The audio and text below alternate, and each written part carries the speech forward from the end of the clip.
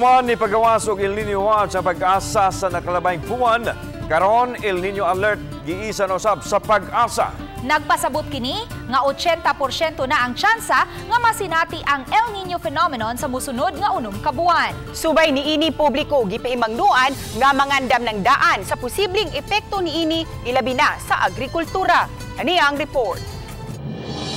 Ang ingon karon sa ato ang bag-ong alert nga gi-issue sa pag-asa, there is an 80% chance nga mo-emerge o mutunga ang El Niño between the season of June, July, August up to first quarter sa 2024. Kini ang gipahibaw ni Engineer Al Kiblat, pangu sa Visayas Pag-asa Regional Services Division, subay sa El Niño Alert. Matod sa Pag-asa Visayas, below normal ang nasinating pag-uwan sa Subo, Marso ug Abril karong tuiga.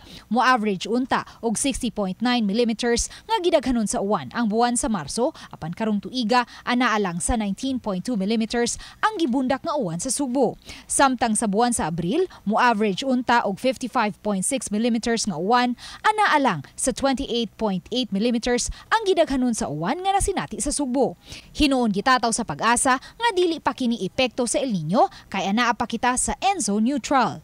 Ang ENSO neutral o El Niño Southern Oscillation nga usa ka magbalik-balik nga dagan sa klima nga mosangpot sa pagkamausabon sa kainiton sa kadagatan sa Central ug Eastern Tropical Pacific Ocean.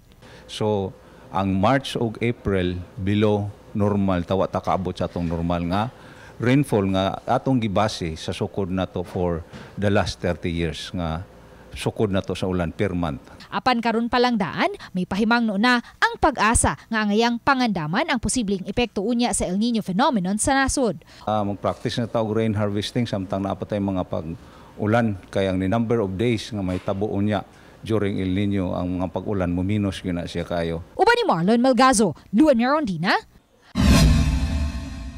Balitang Bisdak.